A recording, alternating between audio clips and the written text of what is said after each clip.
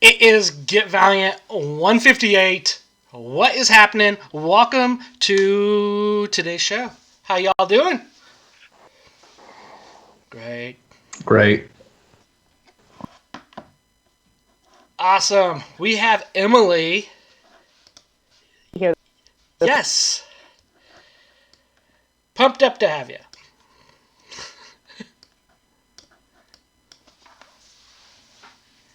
Now that I am on more often, I think we've a little bit in there, but yeah, it's awesome to have you on here live in person, and you can tell us a whole bunch of secrets.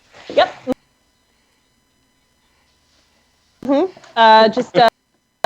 Hey, Greg, Matthew, just get off the. Okay, it's gonna be boring. That's right.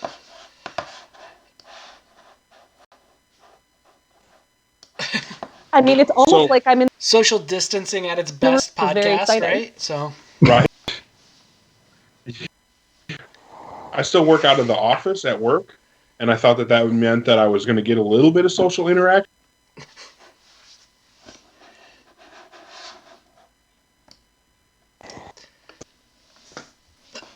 Home for like 6 years, and so now I have people here, and it's like, oh man, I can't even go anywhere to get out. Too bad you can't work for remote, Josh. So I know, why can't I go somewhere remotely? That's what's up. You just got to figure out how to get the kids on board. They like outside, you know. Yeah. That part isn't hard. There's just nowhere to go. Well, y'all, we got Emily here. She is the digital marketing manager, and I think I initially put that she was the social media manager. She needs to change her LinkedIn page. I'm sorry. That's something you need to be all over. Oh, God. It's still the old title. Yeah, they changed my title sometime last year. Because I used to work half in sales and half in marketing, and they moved me over full-time to marketing because, you know, Twitter's its own whole I think last year we were talking about your wonderful Twitter rant with, what was the Hot Pockets or something like Hot Pockets? Yes, Steakums. Yes. Truly my greatest internet moment was my weird Hot Pockets as Valiant's Twitter, where Steakums told us kind of wrong and about the old. It was epic, really. And they tried to get us to make out of beef. Yeah, they needed to have the bloodshot meatball Steakum. That's what I was just going to say. Made of meat? Beef jerky. Well, yes. You know, so, like, we're in that day and age where, like, people will promote anything on any kind of product. You know, you'll see, like, Marvel or DC promoting, like, a bag of chips. Why didn't we have Bloodshot on, like, a pack of Steakums to promote the movie or the comics? Somebody actually printed Bloodshot on a bologna slice. Yeah, so, madness. Somebody actually took out, like a ground beef and drew on it with a ballpoint pen and cooked it. That's a bad approach. That's amazing. I'll never forget that horrible, like, lumpy. Oh, that is awesome and greatness on many levels. And so what has the job been looking like for you from home with kind of Diamond kind of shutting down for a while? What's that looked like for you on your end? It's interesting because everybody's Valiant still is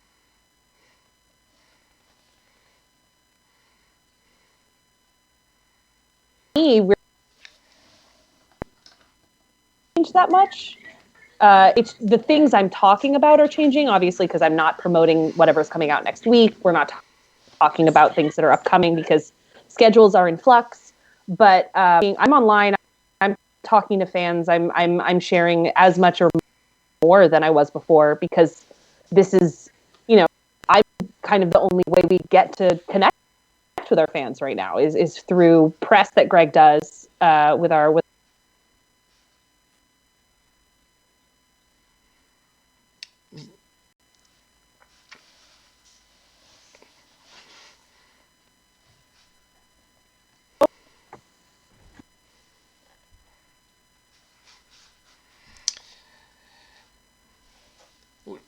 We're seeing you on our end with the video, but I think it's just when it's coming through YouTube, it's slowing down a little bit. We'll try to cut down all the sources and don't have other things running in the background. Let me see. Cut out as much as possible. But yeah. Okay. Close down my chat window, so just if there's something We can I just should rock and read, roll someone like tell that. me. Hopefully that'll help my band. Wake up, Yeah, we Eric. can throw the chat up there. Is Eric asleep? Yeah, I'm definitely asleep. This show is now happens past my bedtime, so this is the only night that I stay up this late. Are you guys all on the West Coast? Utah. Go to bed really early. See, I'm on the East Coast, so not that this is bedtime for me. I'm a night In owl. the upper left. Yeah, I used to be. But, so everybody that we bring onto the show, Emily, what is your Valiant origin story? Oh, okay. So I I used to want to be an actor and a singer. I used to do that professionally. So I moved to New York to do theater and some original music. There's an old hey, it's not that hard. You can find my old music videos. But I found out that I really love performing, but I really didn't like being an actor in New York. It's not an easy life. There's a lot of freelancing. I'm not cut out for the freelance lifestyle. I like it, just difficult right now. And so I did some voting rights work for a while, and I really liked that. And then when I came to New York, I started working in a comic shop, and very, very randomly met Matthew Klein, who is now my wonderful boss. And he got me a part-time sales job that transitioned into a full-time marketing job. So I really, frankly, I didn't know Valiant almost at all before I started working here. It just seemed like a cool thing to learn about and a cool thing to know. And I fell completely in love with the comics immediately. I already liked, comics in general, but I hadn't really. And then I just completely organically became devoted while I had access to all the books. Do you remember what your first book was you read from Valiant? I think I started with Harbinger. Nice. When I interviewed Fred Pierce and Adam Freeman, sent me home with about 20 trade paperbacks to read. They literally like shoved everything I could carry into my hands, and they were like, "Welcome to Valiant." I think I read Harbinger, and I want to say Dr. Mirage and Faith. I think those are my first three. And I thought there was something about apologetically complicated about it that got me really excited. Yeah, I think there's a moral ambiguity to Harbinger that I think it draws a lot of people into the book. I definitely know that it's one of the things that I most enjoy about Harbinger. Do you have a favorite character? Every time someone asks me this, I'm like, why are you trying to make me pick between my children? They're my sons, they're my daughters. It changes a lot. I'd say probably kind of all time, it's Dr. Mirage. But it changes. The Secret Weapons kids are high up there too. And I really love Archer. Some really good choices right there. Yeah. I love an innocent sweetheart who also could kill you with his pinky. Like that's great. That is awesome. And it's kind of sad that he didn't win last week's Hero of the Week against XO. But this week we have a not so innocent of a young man with Pete Stanchek. So I do like your guys' idea of doing the Hero of the Week. Uninnocent person ever. Sorry, I do I like your guys' idea and your piece of Hero of the Week. It's a great concept right now with the time of making sure we're still talking about Valiant in some form or fashion. It's getting us to read old trades. It's getting us to touch base and like these characters. in a new way again. So appreciate that. I'm so happy to hear that. I have to give huge credit. It was his baby. I'm just executing it because I'm the social person. But the idea, the format, all came from Greg because I think he was a Valiant fan way before he started working here, and I think he was looking for something that would have engaged him. And I'm so glad it's working for you guys. I'm having a ton of fun, like digging into old covers and moments and watching some of the staff make their own fan art has been really fun. Again, I'm new to Twitter, so my favorite Twitter interaction that I've seen so far from Valiant was you and Heather arguing about penguins because of her exo penguin. And yeah, I thought that was pretty hilarious personally, whether or not they. Heather has very, very strong penguin opinions, and she backs them up with a lot of knowledge. Oh, that was amazing. Trust me, there are so many like penguin things in the office. There's a blow up penguin, like a little like inflatable penguin, and she's drawn penguins, and then then a bunch of people have like sent her really cute penguin fan art, and so fun little office thing. My office that I share with my coworker, we started one day just putting pictures of Baby Yoda on the door, because of course. And the entire office at this point has now contributed like 40 different Baby Yodas and fan arts and memes to the door, and Heather drew a Baby Yoda penguin for the door, and it's phenomenal. What's the name of that? I know she names it. Because of course. I think it's Yoda Gwyn. I think it's Baby Yoda Gwyn. But I'd have to check, which I can't. Awesome.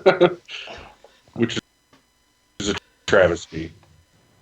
Yeah, okay, so I don't know if we got the image in time to have it up on here. But yeah, I'm sorry about it. We were clearing it. We were trying to clear it as fast as we could. Quarantine house thing. Yeah.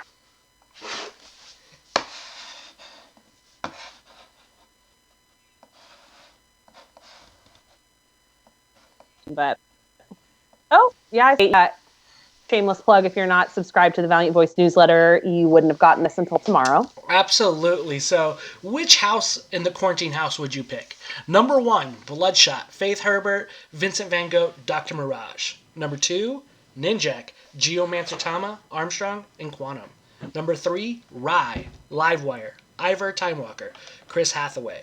Number 4, Exo Manowar, Punk Mambo, Archer, Jamie Capshaw. Number 5, Shadow Man, Neela Seath, Woody, Toya Harada. Number 6, Pete Stanchek, Alyssa Miles, Eternal Warrior, and Bloodsquirt. Oh. So, okay. I'm very tempted to pick the house with Bloodshot, but as we had kind of discussed earlier, it would be a madhouse with Bloodshot eating the goat. Absolutely. Faith being absolutely horrified. He needs that protein. He does. He needs it. It's like his whole thing. Faith would be horrified and like trying to get him to stop eating the goat. Dr. Mirage would just be having none of it. House number 3, Rye is amazing. Livewire is one of my top 3 favorite characters from Valiant. Yeah. Chris Hathaway is awesome, and then Ivar is really theoretically he could just take you to a time when there is no quarantine if you really wanted to, and you could go out and do stuff. So I think that you could have vacation from the quarantine house. So I think that's I like the perfect that house concept. I had asked my mom if that promise that she told me she would slap me into next year could do that. I was wondering if that was magic. But I asked her, she said she would try to. But I think Ivar could find us a little portal and get us out, which is a cool concept. So, good call out. I would go with House 4 personally, just because Punk Mambo is the best girl there is. Like she'd be having fun, and then I think Exo Manowar and Capshaw, the way that they would just talk to each other That alone would be funny. And the fact that, like, if you live somewhere with, like, Exo Manowar, you could just turn on, like, your faucet, and he would be, like, way into it. Okay? Or, like, you could show him a garbage can, and he would just be like, holy shit, that's, like, the most One of the crazy ones thing. with the pedal. Yeah, just like, simple things, would just entertain him, and you would just crack up on that. The mic's off. And plus, like, archery keep you safer than anyone could. Yeah. Oh man, I'm sitting here looking at it, thinking how great would it be to be a fly on a wall with a Woody and Toyo conversation. What would that look like? That would be pretty damn funny. You also have Neela there. Same thing with the so that's cool. But then also, man, what would be Bloodsquirt doing to just like piss off Glad and Pete would just be so damn funny. I might have to go with Bloodsquirt just because of the pranks, and just watching what Pete and Glad go at it with each other. It would just be I don't know. I think that might be pretty fun. I feel like you need to pick two houses. You need to pick the one that you'd most like to watch on like a reality show, and the most one that you would feel comfortable living in. Because absolutely, the one I want to watch on a reality show is Woody and Toyo. I'm placing a no murdering rule in these, so all of them have to survive. I would love to watch Woody and Toyo Harada have that horrifying conversation, but I think I would most want to live in 4. I feel like you've got a nice combination of caring and competent and magical ability to kind of get you through the day. I would trust Jamie Capshaw with my life. So I would just sort of hang out with her and ask her to protect me from the other 3. I almost want to take it back just because Armstrong's there, because I think you would need to get drunk. Oh, yeah. I know, his bag alone kind of offers a whole lot of stuff. But yeah, supplies. Capshaw's awesome. Yes. Yeah, I love her. I always respect a badass military lady in a high ponytail. Like, that's a look. Mm-hmm. She's so... This is something that I love about Valiant, is that they don't just have diverse male characters. There's so many diverse female characters. We've got fun female characters, and we've got so many badass females like Livewire and Jamie Capshaw. Tama. I don't know. Yeah. Well, it's something that I personally Tamt, yes. I really do appreciate as someone who, really likes to read about women and read comics with complex female characters. Yeah, I really do love that all of our men and women, but sometimes you'll see media where this isn't as true for women. They're not all the same person with different hairstyles. They all get to be very unique people. Like even Livewire and Jamie Capshaw, who are both total badasses who could destroy you, are very different people who would react to the same situation very differently. Like a house with Exo Punk Archer and Livewire is very different from a house with Exo Punk Archer and Jamie. So yeah, I absolutely agree. It's one of the things that I like telling people about when I'm at cons and recommending books to them. Nice. Yeah. Number 2, he wouldn't want to be in the house with Exo when his son's name's Arik. What the heck? Congratulations, Aaron. That was the best tweet I ever got, by the way. That is awesome. And Don says he's going to go house 3. So, yeah, interesting. Nobody really wants that house number 6. I mean, I have to say, like, I put this list together, and I tried to make it as difficult as possible. I think I may have faltered a little bit with number 6, because as great as Alyssa is, because I love Alyssa so much, and as great as Gilad is, Peter and Bloodsquirt would both be a lot to deal with. Yeah. Yes. I don't know how much of sleep you would get, or, sanity. No, I agree with that. I think both of them would be really tough to deal with. Yeah. But I do like your idea that you got to pick 2. You got to pick the one that you want to watch and the one that you'd actually be in. That's, yeah. That adds a whole other awesome dynamic to it. One thing we've been doing lately, Emily, is when we're doing these Heroes of the Week here with us at Get Valiant, we're actually reviewing our favorite stories of those characters, our favorite arcs that are coming out, and we're kind of running with that. Feel free to jump in where you please on this and tell us your favorite story. We've been kind of going through chronological order of the ones we want, and we kind of all I think we wanted the same first couple arcs, but I called out the first arc, number 1. I believe this was Omega Rising, I believe is what it was called.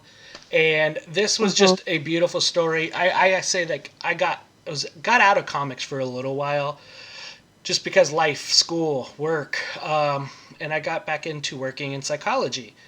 And this one with Pete in this first issue, with him hearing the voices, getting out of the med clinic, and just that moral ambiguity that Eric talked about earlier, this first arc just really grabbed me, and it sucked me in for being such a real, like, adult story. There was things I hated about it. There was things I absolutely loved about it. And I mean hate about it as in, like, what somebody's doing literally in the story I dislike. But I loved the writing. I loved the story being told. And it really made you think, if you were given this great power, right? You know, the old Spider-Man, and you don't have the great responsibility and you don't have that moral ethics to kind of go that route, what would you do? Where would you be? And then just kind of, you know, I mean, I guess it gave us that X-Men story, but it basically stood it on its head and said, screw you, that's not what we're doing here. It's exactly, you know, Professor X is the worst person in the world, Toyo Harada type of feel. And oh no, he's not the worst person. I am a bit of a Toyo Harada defender. But with Joe Irons, what he does with Joe breaks my heart. No, but I just listen. All right, we don't have to get into this. I have a villain sympathy problem. I always am like, but but look how sad they are. Like, I always have this problem where I'm like, but just look at his sad face. Don't you want to hug me? Also, my big problem is after reading Life and Death of Toyo Harada, deep well of love for him, because that book was heartbreaking. But that's a whole other thing. That's a whole other thing. You don't have to get into my Toyo Harada feelings. That's another matter. I think that you hit a lot of the high points for me, and I think that the biggest thing that this book does is it gives you a character and kind of tells you, you know, you get the subtext like this is the main character in Pete, and then he goes and does something completely reprehensible, and you're like, how could he ever come back from that? And this story gives you kind of the start to that journey of him trying to come back from that. And I don't know that anybody could have handled it anywhere near as well as Josh Dysart did. I think that the writing in this book is, and I'll get into that when we talk about my pick, but I think the writing here is something absolutely special. Yeah. Yeah. You know, I always thought that the first volume was really interesting because it almost reads like a solo story, you know, which the book definitely changes and it shifts later on. But, you know, at the very first, it's almost like half Pete, half Toyo. It's a really interesting dynamic. And at least for me, how I felt about it a little bit, because Pete does do some pretty unforgivable things. But then when you see the flip side of it, I think that kind of helped me stay a little bit grounded as a fan to the book. Yeah, there is some definitely like almost unforgivable things, and things that later project the story of Harbinger and Pete's story into a direction of where he's always looking for redemption. And I think it's something that's been a great epic piece of Pete, and I hope that continues with wherever he goes, that there's this guy looking for redemption to right his wrongs as a human and as a person. And I know Emily's giving faces over there because she knows things. And we're going to definitely be asking further, reminder checkpoint of that, who he is as a human. But I just loved that piece. It's great, real storytelling that's like raw and gritty, that somebody said. And that's what's so good about it. It does seem like it's the story outside your window, outside of this crazy melting people away that Toyo can do. It doesn't. I mean, I think for me, something about Peter that really rings true is I mean, obviously it's comics, it's superheroes, it's heightened, but he has the same, kind of ugly impulses that we all have. Like, obviously I don't approve of a lot of what he does, but I understand the wants that it's coming from. And I think it's so nice to have a main character who he's not just coming from like a comic book bad place, where he accidentally did something wrong or he has a bad background. He's coming from a bad place of really having done bad things intentionally. And can that person become someone you want to root for and someone you want to work with? And yeah, I love a redemption arc. He can never be Superman, but can he still be a hero? Mm-hmm. Right. Yeah. And then just getting into the story, really. Dysart here is getting some great stuff. Basically, we're getting the first take of Toyo since 2012 here. We later meet Kronos, I believe, down the way. We meet Livewire. And then in the second arc, we get somebody else's origin story. And this one, I believe you had this one, right, Josh? Yeah, so my pick was Renegades, the second story arc from Harbinger, second Josh Dysart run, or not run, but trade paperback. And part of what I like about this one is that it does shift from solo book right into a team book. And the thing that I think I like about it so much also is that it really makes me think that Chris Hathaway is one of the most underappreciated characters in the Valiant universe, because she's the one character with no powers, with no ability on the team. We'll use that term loosely at this point, but she's the smartest one, and she's the one that has like an actual vision of like where to go with it, like what to do with Pete. She doesn't play victim. Like she's not just sitting there like, well, something bad happened to me and that's it. Like she takes a lot of actions. And I love how like kind of gung ho she is in like issue 6. Like when they go to rob the bank, because she sees how fucked her family is. I just think like she's such a like rad, strong character. And really like Harbinger as a whole, all the women characters are way better than all the guy characters. Let's just face it, like Torque sucks. Pete's a shitty person. Go in the conversation. Torque is bad, but he's a crippled little kid that all of a sudden is not crippled. Like, there's so much story with that guy that needs to be told. But like Faith is awesome. There's lots of here's the thing that's really hard about talking about talking about Pete. Like as Pete as hero of the week is that Harbinger is not just a Pete book. Pete only operates as a team member, more or less, So like to me, like my favorite story with him is the one that involves him helping to create them as a team. They meet Flamingo, they meet Torque, they mess around with PRS, they trick Toyo Harada into showing up at Chris's house where PRS is waiting for him. There's a lot of little things like that, and like where they become a team, and you kind of see like what that vision of the book is going to. Aside from Pete, I know he's the reason why we're talking about the book, but everybody else is a little more interesting in this story. But it's what made me a fan of the series.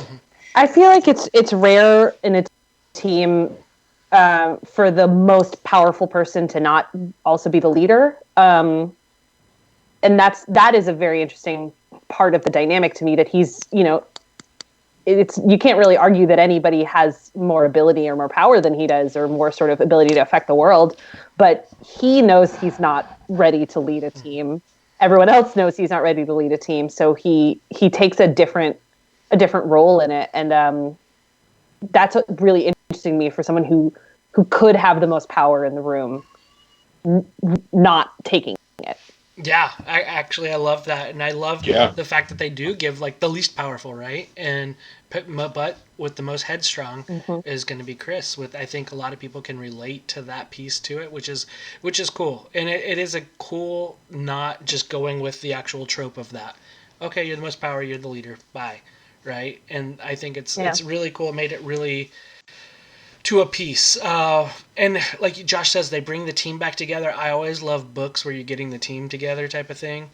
And this really does it, where you're getting Flamingo's story, we're getting Torque, we're getting faith in there, and it just makes it fun. It was like, for the majority of this, it was a fun read, and just continues to tell a story and kept moving forward to the big journey that this was on. And it's kind of cool looking at the whole journey that was done, and starting in these first 2 arcs with the Harbinger, the Renegade group. So. I know we're talking about Pete, but the thing that I really want to piggyback on that Josh said is how underrated Chris is, because she really, really is. I said this in the live chat, and Don at least was disagreeing with me, but I think that Chris is the Batman of the Valiant universe. I think that she is the character that has no powers whatsoever, but she will stand nose to nose with Pete or Harada or any of the other most powerful characters and not bat an eye. And I think that says something. That says a lot about her as a character and the ability that she has to kind of take control of a room. So that's the biggest thing for me. And I think that this arc really, and in the first arc, and then coming into this one when the team is getting put together, I think that we really get to see her open up